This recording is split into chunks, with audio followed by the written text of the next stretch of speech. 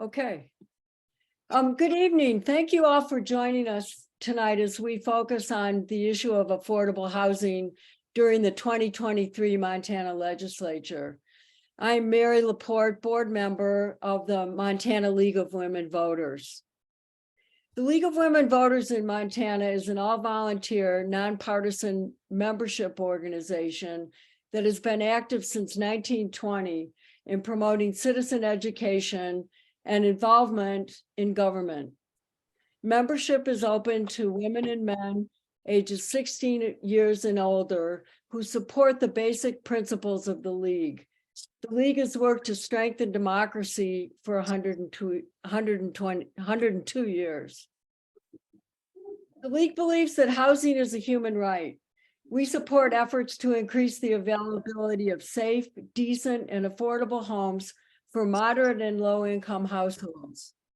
Having adequate and secure housing enables citizens to more fully participate in their communities as informed voters and participants in our democracy. In Montana, the scarcity and cost of housing for residents has put a strong focus on this issue in the 2023 Montana Legislature.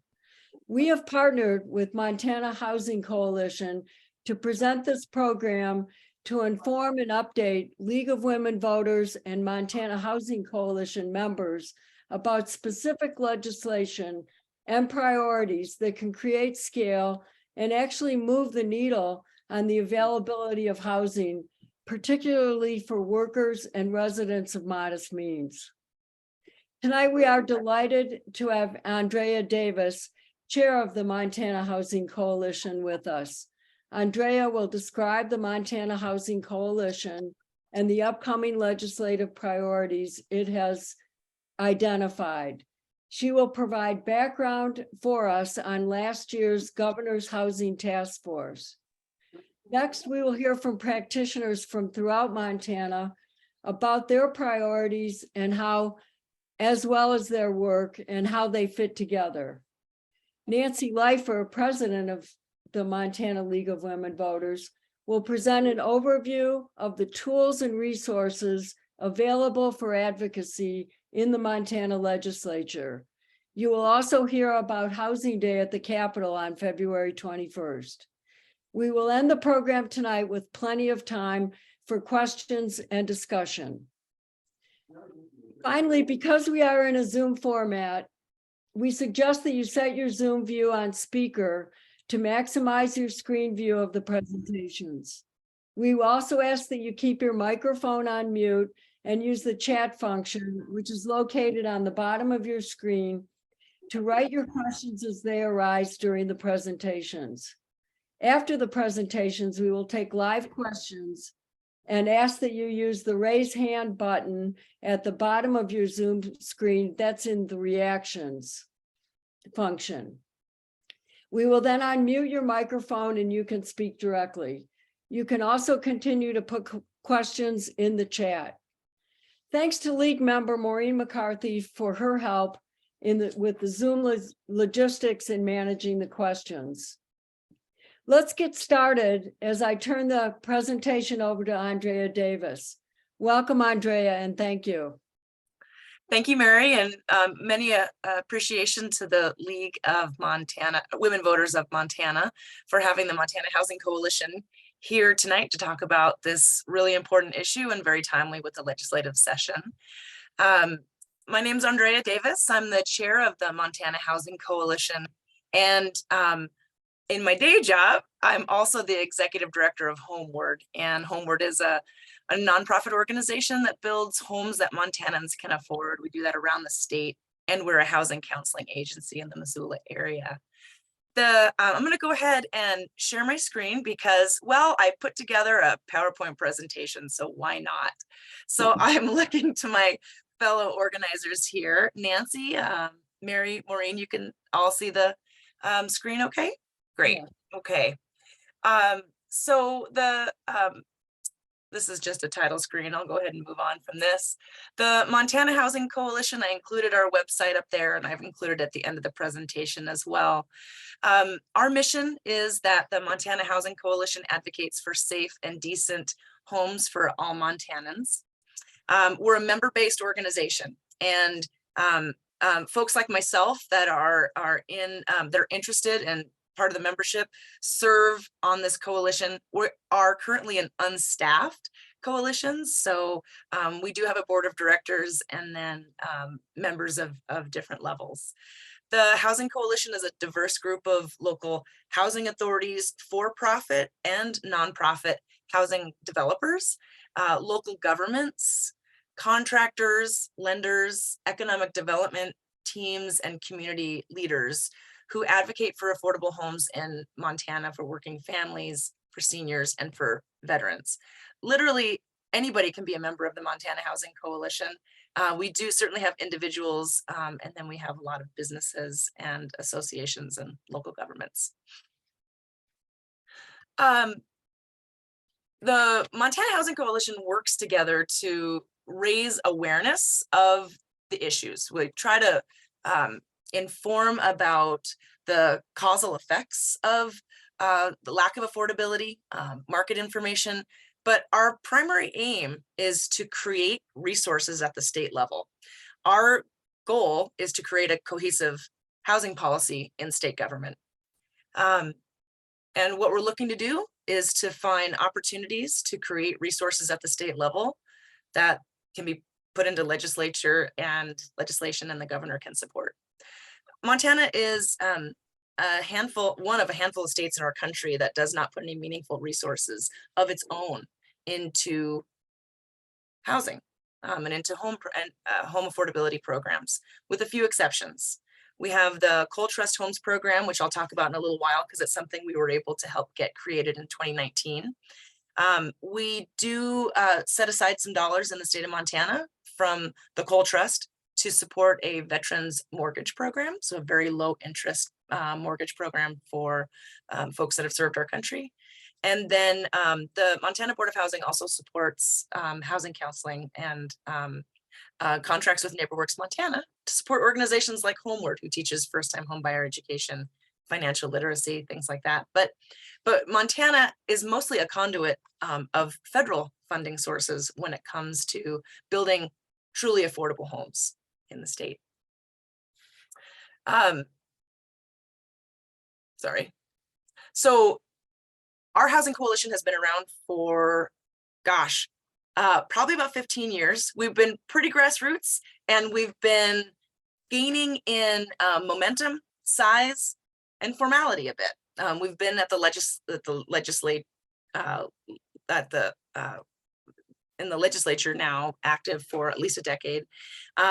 And our 2023 legislative priorities, we have contracted with Strategies 360 as our lobbying firm. We've worked with them for the last 2 sessions, so this will be our 3rd time working with Strategies 360.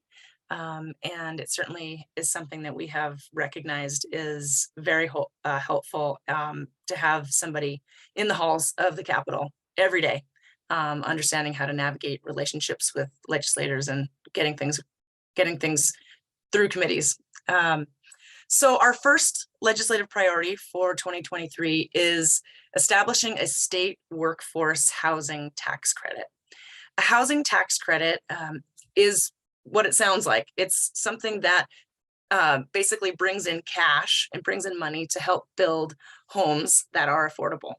The state of Montana currently receives federal housing credits that are allocated through the IRS. And Montana has a much higher need for more affordable rental apartments than the federal program can support.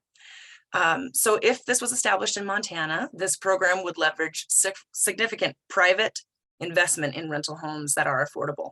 Because what ends up happening is a developer like Homeward applies for those tax credits, and we sell those to private investors. And those private investors give us cash to offset their tax obligation.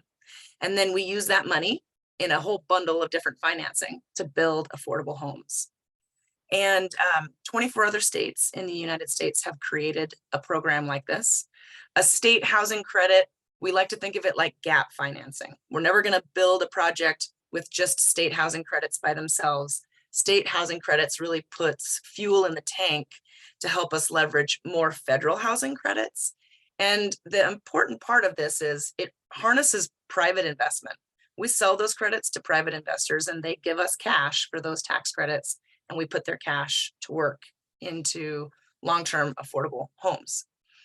We were successful in passing this legislation in 2021. It passed both houses. However, the governor did veto it. 2021 was right when we were starting to see a lot of stimulus dollars coming in through the federal government.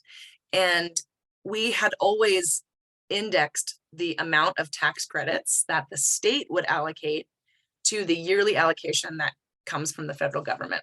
It made a lot of sense until there was talk of more federal credits coming from the feds, which never happened, but that spooked the governor's budget office and they didn't like it being tied to the federal government. So that was the primary reason that they vetoed our tax credit. So this session, we currently have a draft legislation title, which is LC 2310. Our sponsor is Representative George Nikolakakis. He's a Republican from Great Falls. He is a junior representative. He's a first-time representative and somebody that we have great faith in being a champion of this issue. And he's really passionate about this policy. This program could produce over 700 affordable apartments, either new construction or preserving existing homes that are affordable that could be lost to the market, or about 120 homes per year. I'm just going to run through these and there'll be a chance for questions. Our second legislative priority is funding an existing program. It's called the Housing Montana Fund. It's been around since 1999. It's a revolving loan program. The legislature just does not put any money into it. And this is an opportunity. We've got nearly $2.5 billion in surplus dollars this year. We understand that the governor and the legislature is concerned with using that surplus money on one-time funding. And this would make a lot of sense because it's a revolving loan fund. It's already an established program in state government. We're not standing up another program. And I should say that about the state housing credit as well. We're not going to need to stand up a new program because there's already an existing program in state government that runs a federal housing credit program. So we're just going to add to their resources. Same with this. This already exists in state government. There's already staff to administer it. There's just no money in the account. This would fund both rental and homes for purchase. And basically it's low interest financing, and that financing is tiered depending on what income is served. So there's affordability targets and that changes the interest rate that's charged. It's revolving, meaning that it would be loaned to projects and then the state government would get it back and be able to loan it out again. Our third priority is the Coal Trust Homes program. We're delighted we were successful in 2019 in creating this program. The reason we created this program, because it's very similar to the Housing Montana Fund, it's a revolving loan fund, is that the legislature doesn't fund the Housing Montana Fund. And we went out and found the money, which was basically the interest that is earned off of our coal trust. We were able to get $15 million allocated to this program. It was hugely successful. It was loaned out in the first year of its enactment. 7 projects were funded in that first year all across the state of Montana. Some were new construction and some were preservation of existing properties that needed to be rehabilitated and then maintained affordable for more decades to come. So the problem being is there's no money left in this account, and or very little for any meaningful project. And so we'd like to see this be reallocated with funding. I should say, if I didn't already, that the Housing Montana Fund will build both rental and homes for purchase, whereas the state housing credit and the Coal Trust Homes program are for rental home development only. Other pieces of legislation is a bit of a question mark. The Montana Housing Coalition does evaluate if we would get behind and support or oppose legislation. But quite honestly, there's quite a bit of work in just those three pieces moving forward. Some of the things that we're keeping our eyes out on, though, there has been a land use working group that has been at work for years, taking a look at how Montana does put together their entire land use planning. So think about a growth plan that a county utilizes to dictate future land uses. And then that informs the subdivision process, and that informs the zoning process. Right now, the way that our statutes are written, it's a very cumbersome and a lot of the public engagement process, and where there is place opportunity for constituents to influence the outcome is around zoning and subdivision. So the challenge being that a county needs to plan for a 30-year growth plan, but there's not enough consistency around that plan in and of itself. And when it comes time to subdivision and zoning, there can be a lot of inconsistencies and a lot of time that it takes to get those subdivisions and zoning accomplished in order to build homes that are affordable to Montanans. And so that has long been critiqued by many people involved, including Montana Association of Planners, League of Cities and Towns, Montana Association of Counties, the Montana Building Industry Association, Montana Association of Realtors. A whole host of people have recognized that our land use statute needs to be updated. That is a massive piece of legislation, and we are likely to see that going forward. Whether the Montana Housing Coalition supports, weighs in, comments is yet to be determined, but it's something we're absolutely going to be keeping an eye out for, because how we address our land use in the state definitely affects cost of living and affordability. And then some of the other things that we may be looking out for, and I know that others might speak to it later, are draft bills we've seen so far addressing manufactured home parks, and seeing to it that folks that live in manufactured homes have some stability and don't end up getting the land sold out from underneath their home prematurely. But I'm going to stop there and not comment, because one of my colleagues may be doing that here in a little bit. Ways to connect to the Montana Housing Coalition. Please like us on our Facebook page. On our Facebook page, we will, as the session gets rolling, we'll have action alerts, we'll have updates. There's going to be a function as part of our Facebook page that's called Community Connect. And it's a way that you can send a message directly to your legislators. And so it's something I haven't utilized yet because it's not in place yet, but Strategies 360 is helping us do that. So it should be something that's quite helpful. We also have a LinkedIn account, and then our website, Montana Housing, or mthousingcoalition.org. We're also updating our website. So if you go to it today, it will look different in a few days. Please head to it, bookmark it, and then come back for updates as we get going through the session.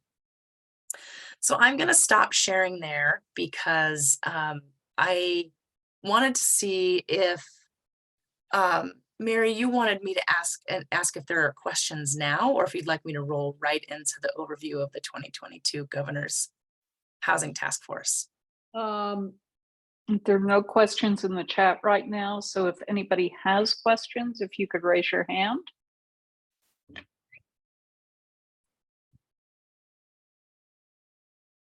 Andrea, I think you're good. Okay, great. Sorry, I had kind of inconsistency in my presentation tonight. And also I feel like I'm a floating head because my lighting's really weird in my office at home. So sorry about that. So folks probably saw a lot of coverage in the news. This summer, the governor called for a housing task force, and it was by invitation only. It was members of the private and public sectors, also from academia, out of state, a number of different places where folks were invited to participate in this housing task force. It was initiated through an executive order, and that executive order was explicit around the desire to create more homeownership opportunities in the state through regulatory reform. So it was, I felt personally that the executive order was relatively focused in that way. The housing task force that was established produced 2 reports. And the whole effort was chaired and by the Department of Environmental Quality Director, Chris Dorrington. So you can find the information about the Housing Task Force on their webpage. I'm going to go ahead and put it in the chat right now. And they produced 2 reports. One was released on October 15th and one was released on December 15th. The idea behind the report in October was that they were recommendations for the legislature and the governor. So these were recommendations that could be put, basically created into statute consideration for the 2023 legislative session. I'm happy to report that all 3 of the Montana Housing Coalition's priorities made it into that report as recommendations. The report is organized generally into 4 sections, and that includes economics, local issues, regulatory and permitting, and construction. One of the aspects of the governor's task force and the Housing Coalition's priorities that are worth noting is that something that has a lot of momentum is the idea of capitalizing on recommendations like the state housing credit and tying that to local zoning reform. So there's been quite a bit of conversation over the last year around identifying the fact that our land use is contributing to affordability challenges. And currently, the way state statute is written is that local governments have control over zoning.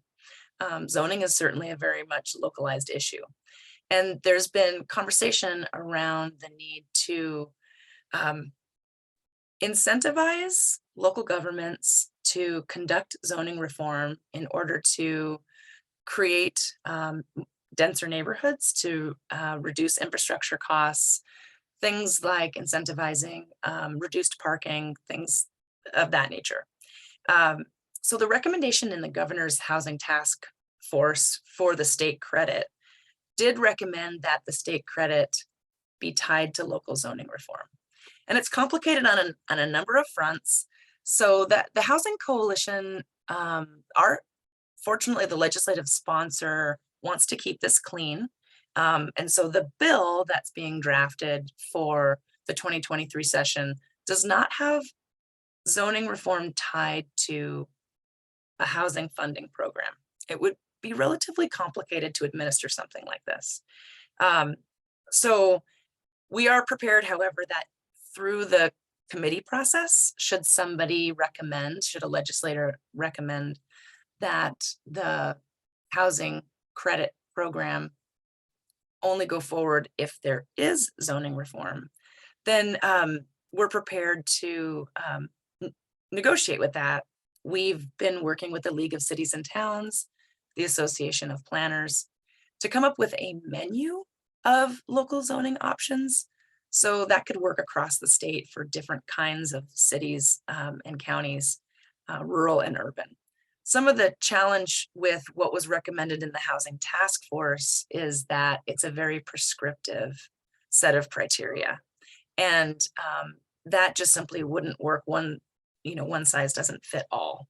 The reality is many communities around the state are already working on zoning reform and already addressing their local land use.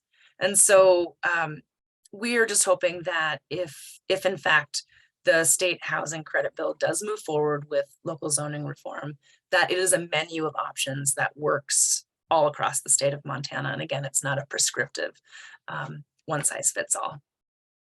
So again, all 3 of our legislative priorities were mentioned in the Housing Task Force report, but something that I feel is a bit of a confusion to the general public is that because this was the governor's housing task force, I think many people thought that's what is verbatim, and that is what is going forward in terms of proposed legislation. And these are just recommendations, and it's important to recognize that. The other thing that this, in my opinion, this report recognized that this is the start of a conversation and not the end of a conversation, which I thought was very critical. And also that there is opportunity to take action now, even before the legislative session, by funding a workforce housing director at the state in order to advance more of this work. And to fund certain positions that we know there's a backlog at state government, like in Department of Environmental Quality, processing, permitting, those kinds of things. So there's some very interesting things in the report. The link that I included in the chat will bring you right there. And somebody just asked a question, give an example of zoning that causes housing to be expensive and one that causes housing to be less expensive. Well, land use in general. So for example, if we're building 4 lots per acre, but it's within city zoning, a developer is going to have to run sewer and water, and then all of the other infrastructure necessary to build those 4 homes on 1 acre. So in terms of land use, there's quite a bit of resources that go into housing for families. Whereas, for example, if you had higher density, let's say it's 16 homes per acre, then it's just simple math. When you take the cost of water, sewer, and other infrastructure costs, and you divide that by 16 households versus 4 households, it's less dollars per home. So that's one example. Some other examples of local zoning that could cause expensive development are setbacks. So the size of your front yard, the size of your backyard, things of that nature. Height is another thing that gets addressed in zoning that can affect the cost of development, which then gets passed on to either homeowners or renters. So all these things are kind of tied together, and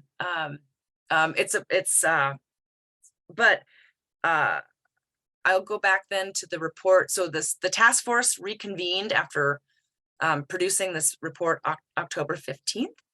And then they met again in December to come up with suggestions on regulatory changes at the agency level that the state government could do to streamline the production of home development. You know, my takeaway on that, and I'm not as familiar with that report as I am on the October 15th report, but there is quite a bit of, I think there's quite a bit of assumption that some of the suggestions in that December 15th report still may require regulatory change at the legislative level, depending on what recommendation is being made. One thing I want to highlight in the governor's budget, his recommendation and his legislative director has recommended a $200 million infrastructure bill be part of the governor's budget package. And that is really what the governor is holding up as his takeaway from the housing task force. Infrastructure is a cost borne onto developers. So whether that be extending a sewer main, whether that be water, whether that be completing roads, gutters, sidewalks, and those costs do get borne onto either homeowners or renters at some level.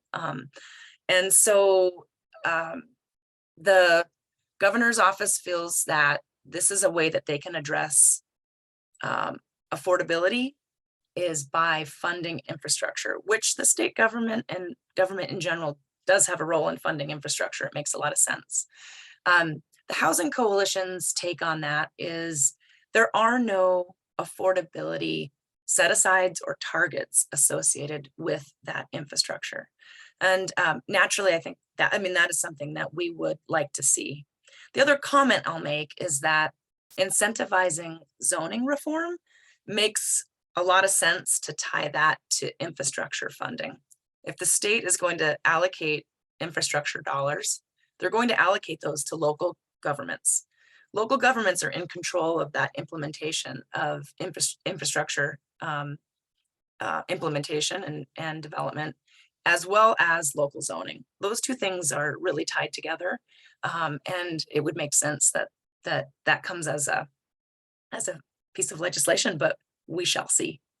And we'll see if there will be any opportunities for amendments to get affordability set asides and targets with that infrastructure fund. So, that's really it as far as the governor's housing task force. Great. Andrea, thank you very much. Everyone, we're just going to keep on moving here. Next, we're very happy to have some practitioners from around the state that will help, hopefully, for many of us, localize some of these priorities. So we're going to begin and welcome Kaya Peterson with NeighborWorks Montana. Thank you, Mary. Good evening, everyone. I'm Kaya Peterson. I'm the Executive Director of NeighborWorks Montana. If you're not familiar with our organization, we are a statewide affordable housing organization and work in a number of spaces, one of which is home ownership, trying to advance home ownership opportunities. And another is as a lender, as a community development financial institution. So supporting housing preservation and development across the state. We work closely with a number of folks on the call around housing education and counseling. And some of you may be familiar with us for our work with manufactured home parks. We support residents in forming cooperatives and buying their land. So that's a quick snapshot of who we are.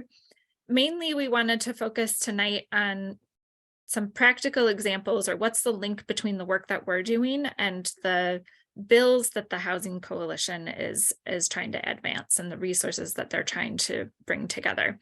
NeighborWorks Montana is a member of the coalition, as are the other practitioners presenting tonight. And when you look at that list of bills and resources that Andrea shared with you, all of those are important. And as Andrea shared, we don't have that many state resources dedicated to housing. And when we look at community development lenders across the country, we talk a lot about what is a healthy community development landscape and what are the components that are required for a CDFI like ours to be successful. So we may be able to pull together really great loan funds that we can offer at a subsidized rate. But if we don't have local programs that can pair with that, in addition to a fantastic private sector of banks and lenders and developers, we don't have all of the pieces we need to make these projects happen.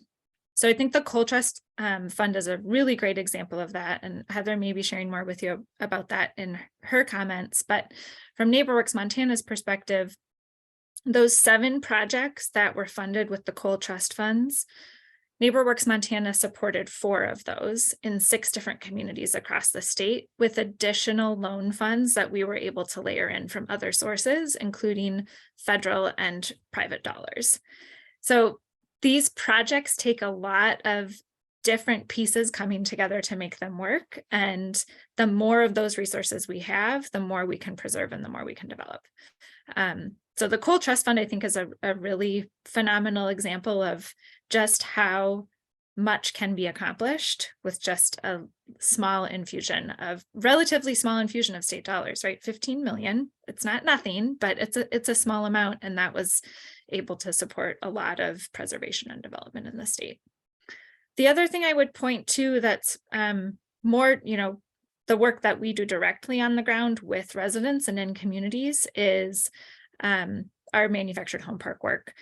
And right now, with the way the market is, with how difficult rental rates are, how expensive properties are, it's becoming more and more difficult for us to successfully work with residents to preserve those properties. The cost of financing has gone up, and each one of those costs makes affordability further out of reach for those residents. So when we look at that list of priorities, think that the Montana Housing Trust Fund is a place where we could have the type of flexible dollars that are really necessary to do projects that don't fit in the tax credit box, or projects that need a little bit more flexibility or a different kind of financing. So that's another thing to keep in mind. We have really great projects happening all around the state. But oftentimes those federal dollars are very specific, where they can be used, how they can be used, when they can be used. And the beauty of state and local dollars is our ability to really create the flexibility that our communities need. So that's one of the things that I think when we get asked by regulators, by state staff, by legislators, hey, take a look at this policy, we're always trying to balance, how do we use those dollars to really make sure that they're creating the impact that's desired? And how do we make that flexible enough to meet the diverse needs and the immediate needs that we have in front of us? So just a couple of things to keep in mind as you review these various bills as they're developed and come in front of you. I wanted to point out a couple of, Andrea mentioned manufactured housing bills that the coalition may be tracking. There is one drafted so far. We expect there will be more. LC 1371 is being drafted right now and is looking at some of the lease terms and really trying to build some more protections for residents in manufactured home parks. So looking at requiring a minimum of a year lease rather than a month-to-month lease. We don't know how all that is going to shake out, but I think that kind of protection for that type of housing is really important. We did support in the past legislative session a bill to try to give more notice and opportunity for residents to purchase their communities. We don't know yet whether a similar bill or anything in that vein may be presented in this session, but we are in conversation with some legislators about that as well. And then the only other thing, infrastructure, certainly we're tracking and we'll be seeing how those dollars might be able to be used for affordable housing, as Andrea mentioned. And then I think property taxation and property tax assistance are the other one that I would highlight. I expect Adrienne may have more to share about that. But even for our manufactured home communities and for many of our affordable housing developments and for many of us as nonprofits, property tax abatement is a really critical resource. It's not direct dollars, but ultimately it is state money that's coming to support this work. And so we're always keeping an eye on any changes that might negatively impact our ability to use that resource effectively. So that's the only other one I would highlight for tonight. Great. Kaya, thank you very much. Next, we're going to hear from Adrienne Bombels from the Montana Budget and Policy Center. Hello, good evening. So I work as a senior policy analyst with the Montana Budget and Policy Center. I'm also a board member with the Montana Housing Coalition. You might be familiar with the Montana Budget and Policy Center's work, but we, in case you're not, we are a research and advocacy nonprofit that provides research and analysis on the state budget, tax, and economic issues. We work to advance public policy that results in smart budgets that prioritize investment in housing, public education, healthcare, and other public services, fair taxes that produce sufficient revenue, and economic policies that ensure that all Montanans, and not just a wealthy few, enjoy the benefits of our growing economy. So my primary focus is on housing affordability, and in my role as a researcher, I have written extensively on how Montana ought to invest state resources into building up the supply of housing that is affordable to Montanans, particularly those living on lower incomes, as well as ways to make housing costs more affordable. Right now, as Andrea said, Montana is among a handful of states that does not meaningfully invest its own state dollars in housing and is almost entirely dependent on federal resources and programs to support our housing projects. So it's far past time for our state to be contributing our own resources, our own revenue towards building up our housing supply and creating affordability for folks. And so the Montana Housing Coalition's legislative priorities of creating a state housing tax credits, sustainably funding our housing trust fund, and reauthorizing the Coal Trust multifamily loan program. I think I got that word salad right. But those three legislative priorities are right in line with our advocacy work, my research, our supply of housing to work on the supply side issue of things. I would like one really important piece of legislation that the Montana Budget and Policy Center is working on and supporting this legislative session, SB 15. This bill is focused on the affordability piece of the housing issue. This bill would expand the existing elderly homeowner and renter credit to homeowners and renters of all ages, and increases the credit amount from $1,150 to $1,300. It would allow homeowners with incomes up to $45,000 an income tax credit for a portion of their property taxes that exceed up to 5% of their income, and only allows people under the age of 62 to receive 80% of that credit. And renters with incomes under $45,000 a year are also able to claim this credit using 15% of their rent as their property tax. So there are a lot of reasons to really like this bill. SB 15 is a long-term, highly targeted solution to property taxes that can help families struggling with housing costs get back on track. It would benefit over 48,000 homeowners and renters across the state. Property tax is a regressive tax, meaning that families with lower or moderate incomes pay a higher percentage of their incomes in this tax than the wealthy do. So currently, Montanans earning less than $30,000 each year pay nearly 9% of their incomes in property taxes, compared to the highest income 10% of Montanans who pay less than 1%. So for Montanans, SB 15 would cut their effective property tax rate from nearly 9% to around 4.5 or 5%. And finally, SB 15 is really important this session too, because it includes renters who can be left out of these housing affordability programs and conversations around rising property taxes. Excluding renters from property tax assistance programs leaves much of the regressivity of the property tax in place. And so we think that SB 15 is a really great opportunity for potentially members of the League of Women Voters to be involved in a really important targeted solution that the legislature can consider get passed and would make immediate impact in the lives of tens of thousands of Montanans. We are expecting a hearing on SB 15 early next week. So the legislature is moving a little bit quickly to start out.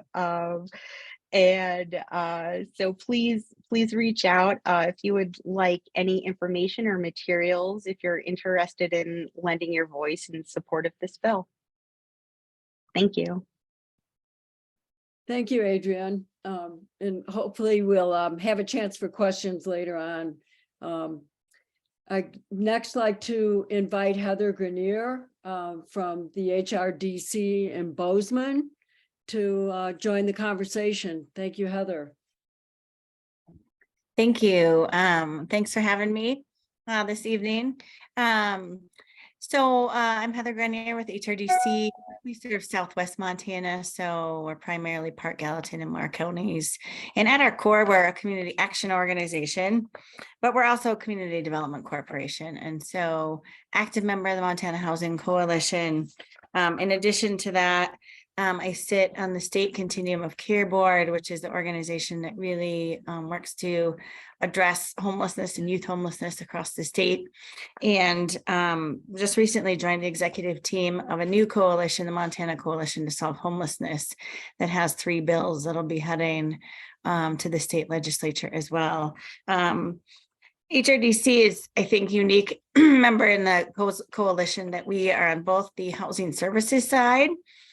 So from housing services, from homelessness to home ownership, part of the housing counseling program that Kaya referenced and Andrea spoke to, as well as the development side, active in creating community infrastructure from homeless shelters all the way through community land trusts and home ownership opportunities for affordable opportunities across our service area. Of the Housing Coalition priorities, I just wanted to speak to some local examples of how they would benefit. So the low-income housing, state low-income housing tax credit was one of the first ones mentioned and the one that made it through the session last time, but then was vetoed, unfortunately, at the end. But Andrea mentioned it as a great tool for some gap financing. And as an example, we were recently a partner on a 232 unit development in Bozeman, some senior living and some family living. And that project started really about 4 years ago and was just recently completed. At the time all of that financing pro forma was put together, the gap financing needed for that one to come to fruition was $500,000. Costs have escalated significantly, infrastructure is more expensive, et cetera. And a current development that we're partnering with another developer on is only 150 units, but the gap financing needed to make that happen, even with federal tax credits, is now grown to $2.5 million. So that gap financing to be able to make those federal low-income housing tax credits work and deployed across the communities of the state of Montana is really critical. In addition, the Housing Montana Fund, I think we've spoke to a couple of things on that front, but as an organization that works across the whole sphere, you know, that makes funding available for development to really happen that could impact transitional housing, rental housing, ownership from community land trust perspective, as well as tax credit development. Also opens up opportunities for adaptive reuse, preservation of existing or naturally occurring affordable housing, resident-owned communities, deed-restricted rentals, and opens up opportunities for down payment assistance. So all the tools that we need to be deploying across our communities to tackle this affordable housing crisis. And then lastly, the multifamily co-loan program, as Kaya mentioned, I might speak some to that. We, HRDC, had one of the 7 projects that was funded out of that initial rollout of 15 million. And that really was the difference for that project to happen or not happen. And even though it was a small investment, when you look at the scope of the 15 million, it was what made for the Livingston community 12 rental units affordable for the next 45, 50 years. And the difference that gap financing or that bridge financing makes in there is simply that the longer the term, the lower the interest rate, the more affordable the unit will be, right? And so that's on the ground, actual tangible impact, is that's the difference between us having to charge $750 a month for rent and $950 a month in rent, when we can spread that interest over a longer amortization period and have a lower interest rate. That equates to dollars staying in our workforce's pockets and not going towards that rent. So I think outside of that, other bills that we're tracking, a lot of them have already been spoken to by my counterparts here. I mentioned 3 that the Montana Coalition to Solve Homelessness will be putting forth.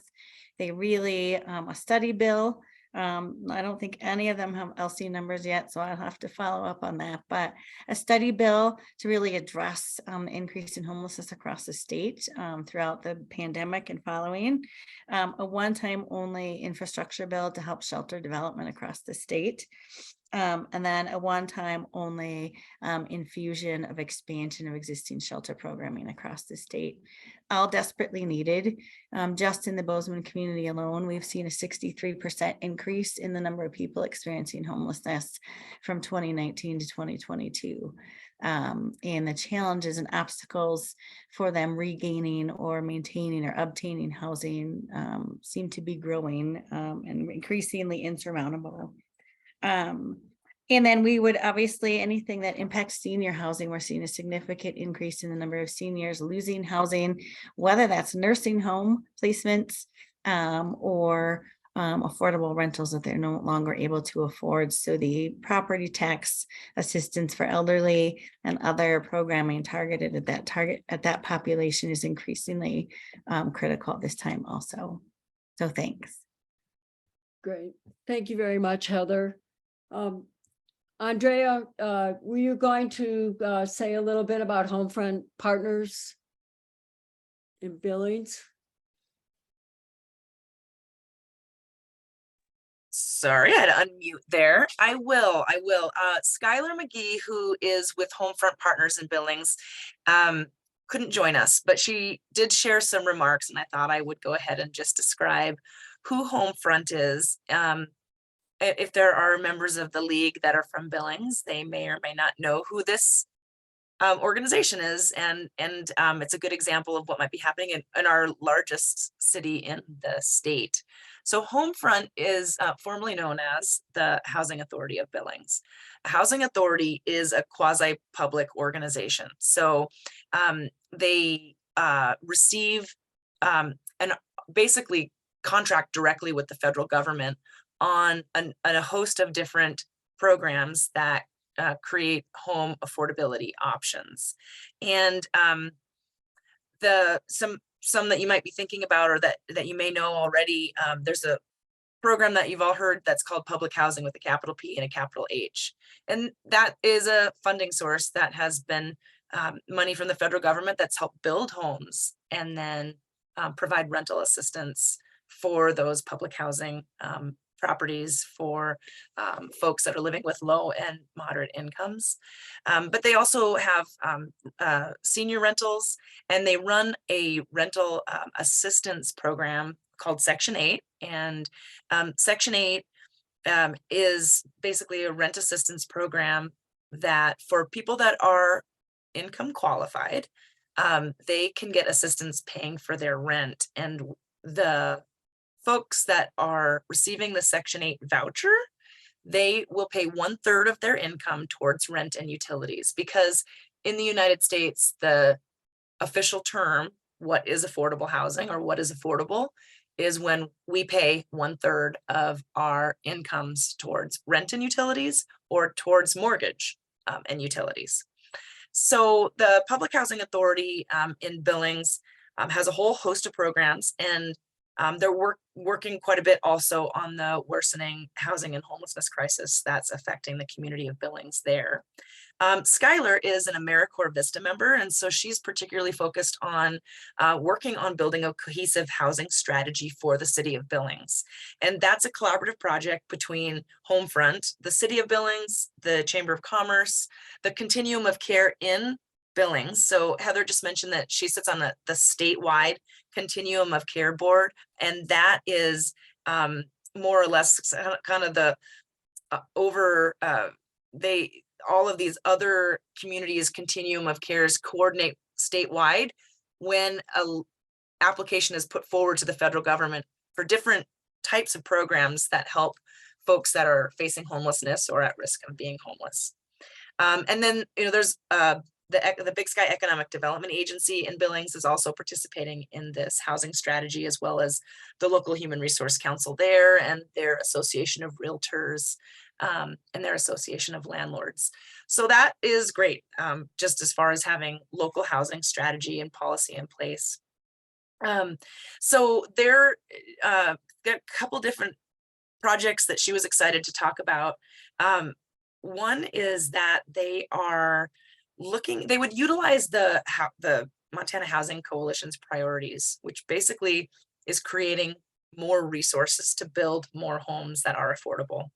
And the Homefront is has identified the need for more 1- and 2-bedroom homes in the Billings market. There is low inventory of those smaller home types and a really great need. And they're evaluating opportunities where they could make some impact now. One of those is repurposing modular built homes into like modular units into 2-bedroom multifamily housing. So I think they're looking at how can they basically utilize the modular construction model to effectively build multifamily housing. It's sustainable because it repurposes used materials. I think they're looking at existing modular units and cuts down on the construction timeline. So they're forecasting potentially up to 120 more homes could become available in the community as early as next year. They're also looking at utilizing 3D printed housing in Billings, and I don't know very much about it, so I will absolutely put their information in the chat so you can ask questions of Skylar directly. But there's opportunity there to reduce construction waste and improve energy efficiency. And so some of the other legislation they're keeping an eye on would be things that would affect land use and laws that would impact their ability to build multifamily projects. But currently they don't see any threat to any of their plans, and they're just keeping an eye out for that. So they had no specific bills that they wanted to bring to our attention tonight. And I would just I'll go ahead and put the some contact information for the 2 contacts at Homefront in case there's folks from Billings that might want to connect with those lovely ladies. And I'll do my best to answer any questions that you have about Homefront. Great. Thank you, Andrea. Thank you. It was good to hear about that. I'm going to turn it back to you. Do you want to just say a few words about this economic impact study that Yeah, is on the horizon? you bet. I'd be happy to. So the state housing tax credit that I mentioned earlier, it's a tax credit, just like the earned income tax credit. So it's what's called a tax expenditure, which means that somebody is not paying their state taxes, or in the case of the federal housing credit or the federal earned income tax credit, they're not paying federal taxes, right? They're getting a tax credit back. They're getting cash back. And the whole idea behind this, of course, is that it harnesses the power and persuasion of the private sector to be involved in home building and delivery and true affordability, meaning that these are deed restricted homes. So we want to be able to show that when the state is not receiving money into its general fund through a tax credit, that there is an economic impact and that there's benefit to that. So the Montana Healthcare Foundation has been willing to fund a study through the Bureau of Business and Economic Research to be able to do the economic analysis to show the impact to the state in terms of both tax expenditure and then also economic benefit. The folks working on the report are a little late, so it's not ready for publication.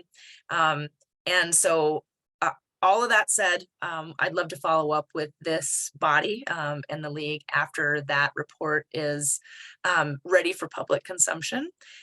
We did have an initial meeting today, and there certainly is positive indication of positive impact to Montana's community. It is one of the harder things to put an economic calculus on. And so it will hopefully serve its purpose for us as a housing coalition to be able to work, especially with some of our more conservative legislators that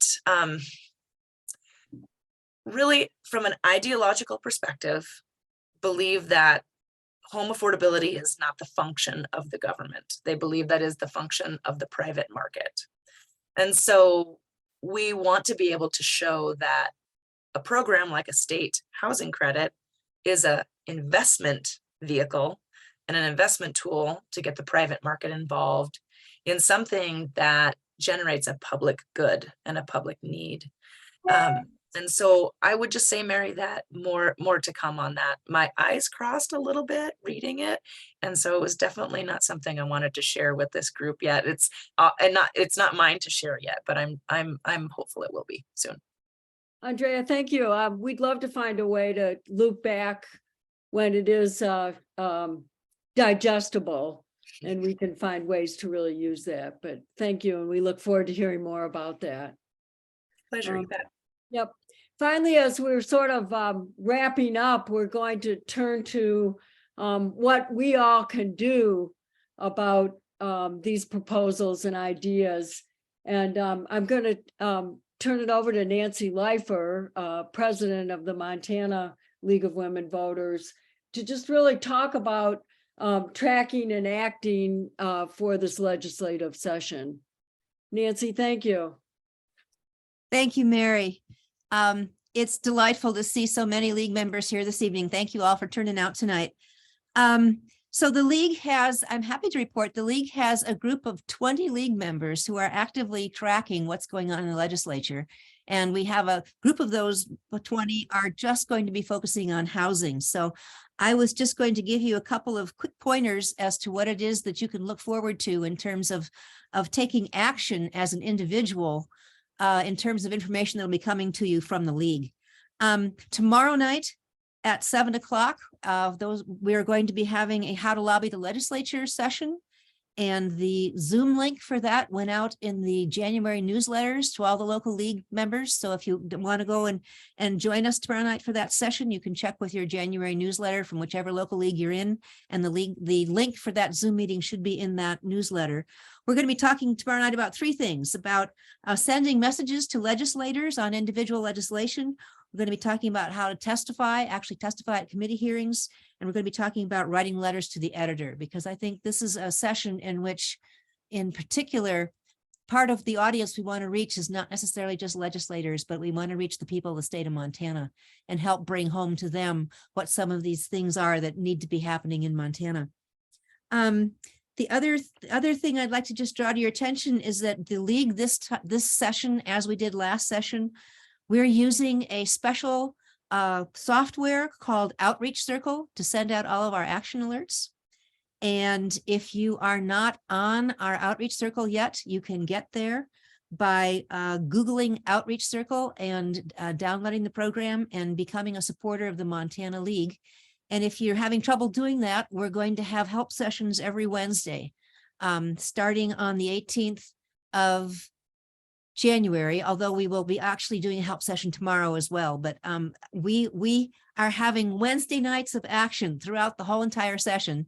And so if you're wanting to take action, don't know how, don't know where to go, can't get into Outreach Circle, etc., we have a link that again would have been in your newsletter for the month of January. That is the same link we'll be using every Wednesday all through the entire session. So you can use that link to show up any Wednesday at 7 o'clock. And we will see to it that you have help with whatever it is you need. We'll be specifically focused on particular actions each week, depending upon what's going on, but we'll also be there to just do generic help sessions on how to handle all the different communication tools and different ways of reaching legislators during the session. So other than that, the only thing else that I would like to do is turn this back to Andrea for a moment to talk about the Rally for Housing that's coming up on February 21st. Oh, yes. Thank you. Thank you, Nancy.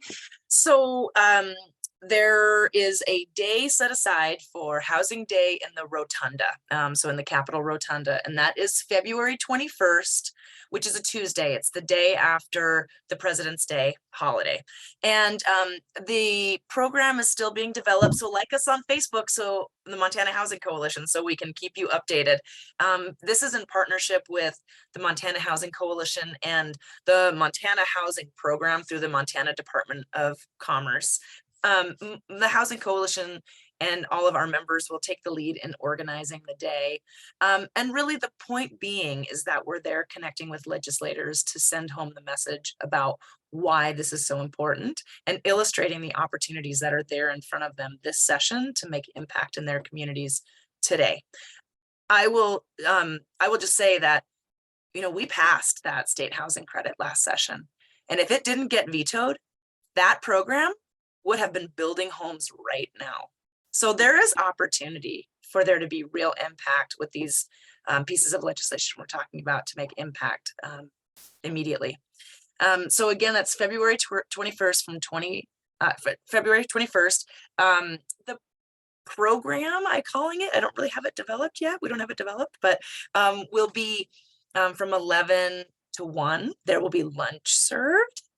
So, of course, we want to make sure that we get our legislators fed and on their busy schedule, but also in the rotunda and talking with constituents and all of us that are interested and passionate in seeing something happen in Montana. And I do believe that this is going to be an opportunity for us to recognize the governor and his efforts around creating a housing task force.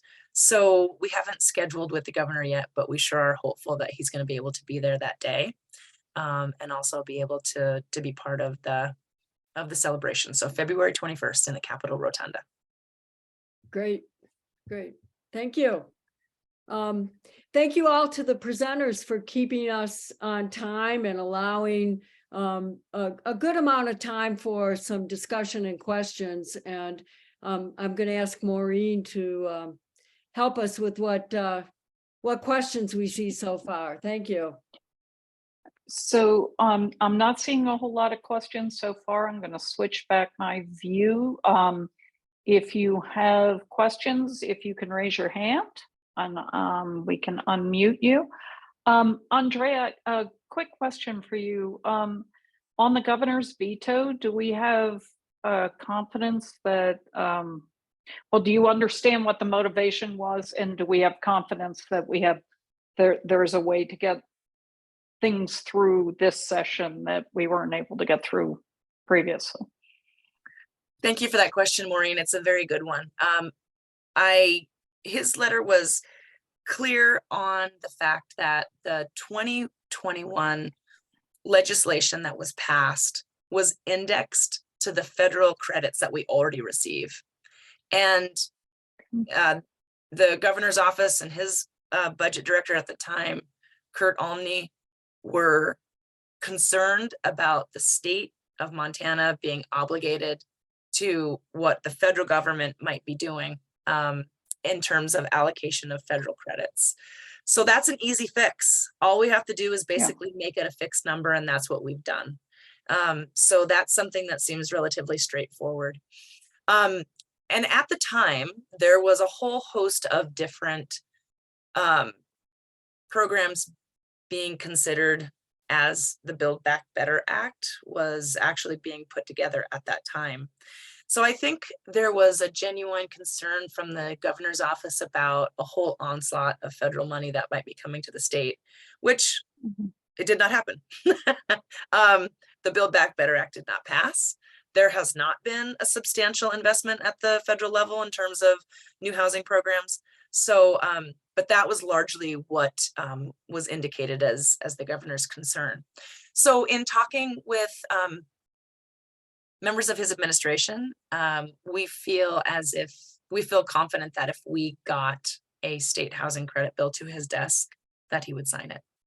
At this point, there's been quite a bit of public recognition. The media has taken quite a bit of interest in this. In the last year, especially this year leading up to the legislature, I catch media stories talking about opportunities such as this, that this piece of legislation was vetoed last session.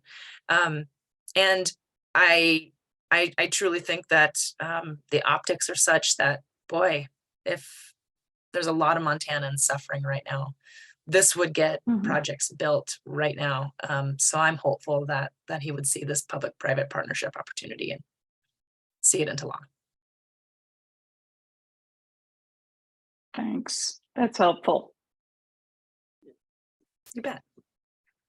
Are there other questions? You can also drop your question in the chat box if you'd rather, and I can certainly ask them.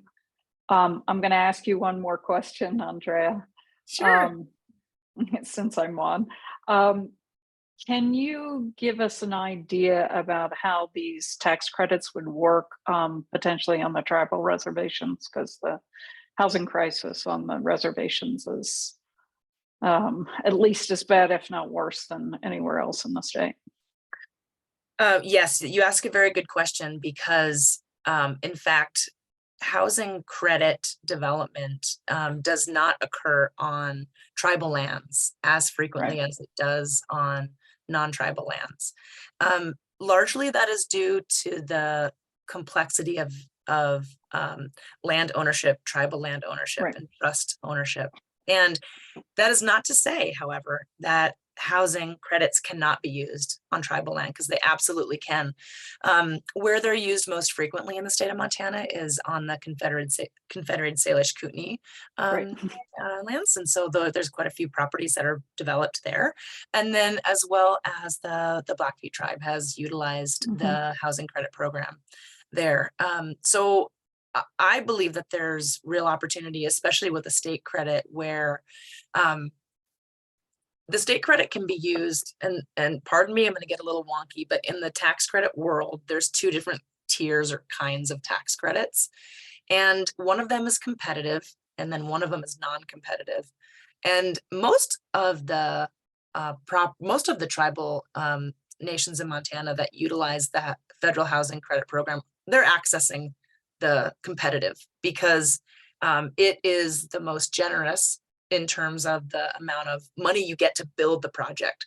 And if we're able to use the state credits to mix into that competitive round, those tax credits will go further, meaning that there could be more projects developed. And in my opinion, I think there would be more homes built and preserved on tribal lands.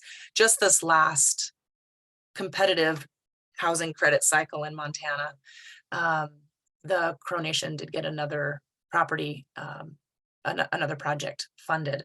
And so we're seeing more of it happen. And so I just see that being real opportunity there. Also, I'll mention that the Board of Housing, which is the state housing finance agency, they're who administers this program. And the federal housing tax credit program requires what's called a qualified allocation plan. And that qualified allocation plan is a publicly informed plan that sets out states' priorities for what they want to fund with tax credits. There's some federal mandates, like you always have to make sure a project is being developed by a nonprofit. And that's never a challenge because there's always nonprofit organizations like the ones you heard from tonight that are engaged in this work. There's also for-profit developers, however, that utilize this housing credit program to build apartments that are permanently affordable. And so if they chose, they could prioritize more tribal land development. That's a publicly informed process. The Board of Housing adopts a plan, and then, ultimately it's sent to the governor for signing into full adoption every year. I think for the league, that could be a really critical issue because it's directly tied to education. One of the stumbling blocks to recruiting people to be able to teach at the tribal colleges, and we have more tribal colleges in Montana than any other state, is the fact that there's no housing for people to come in. And that's a huge barrier, and we're losing the education component as a result of not having housing available. And if there was a way to tie those two together, it's a nonpartisan issue. And we really need to find ways to support the tribal colleges in order to keep those education programs going. Absolutely, Maureen. Well said, 100%. Kaya, I don't know if this is opportunity for you to mention the work that NeighborWorks Montana does for the Native Homeownership Coalition, but it seems like something that this group would be interested in. Yeah, that's a great call. So we are the fiscal sponsor for a statewide Native Homeownership Coalition, and it is very laser focused at creating home ownership opportunities on tribal land. So addressing all of the various barriers that are out there, from the financing structures and systems to the BIA process to access to development. And so there's a whole host of kind of aspects to that. We have a few different working groups and are building up the steering committee right now. So if you're interested in learning more about that coalition or becoming involved in the coalition in any way, you can find more information on our website. The other thing that this raised to mind for me is certainly on our reservations and tribal areas, there's this issue around education. And then we're starting to hear more from many rural communities around this issue of housing that serves critical workforce, including teachers and law enforcement. And so we're partnering with MSU Extension right now on their Reimagining Rural program and running a series of webinars with rural communities and really trying to help communities where there isn't staff who are working on this issue, but where you've got small grassroots groups of people trying to figure out what their community needs are and how to address those needs, really trying to help build their capacity and give them access to resources. So not a legislative path, but certainly if there were more resources for this work, those would be some of the avenues and partners that we would be working with to help identify where those resources could best be used. Excellent. Thank you for that.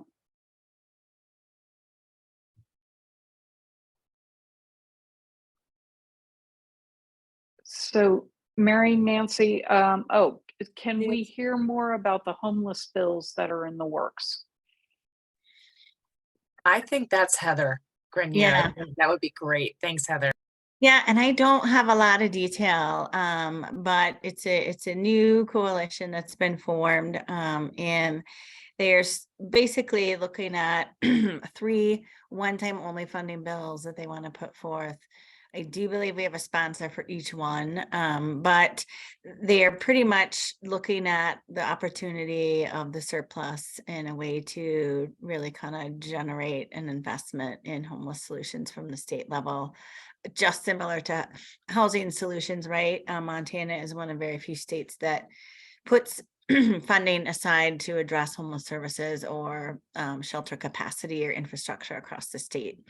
So there's 3 one-time only bills. One time is a one-time, and I think they're shooting for 2 million, a service expansion bill for existing shelters. So whether it's incorporating behavioral health services into existing shelter programming, or incorporating housing first models and case management services into the shelter setting, really what like one service expansion that your shelter could do that would improve the outcomes of your shelter services. The other one is a one-time only funding bill specific to capital. There are a lot of expansions and new development happening around the state as a response to the increase in the number of people experiencing homelessness across the state over the past couple of years. And so it's a one-time only. They're trying to figure out the number. I think there's somewhere between 2 and 5 million capital only investment.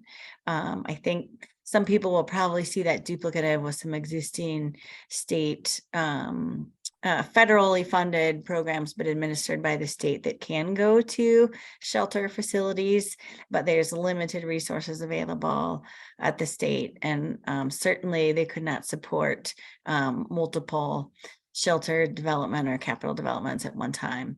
And then the third one is a study bill really specifically targeted at addressing homelessness across the state and capturing the increase. Right now, the only data we have statewide is an annual point in time count that really is one time throughout the year. Everywhere tries to partner across the state and capture the number of people in their community who are without housing.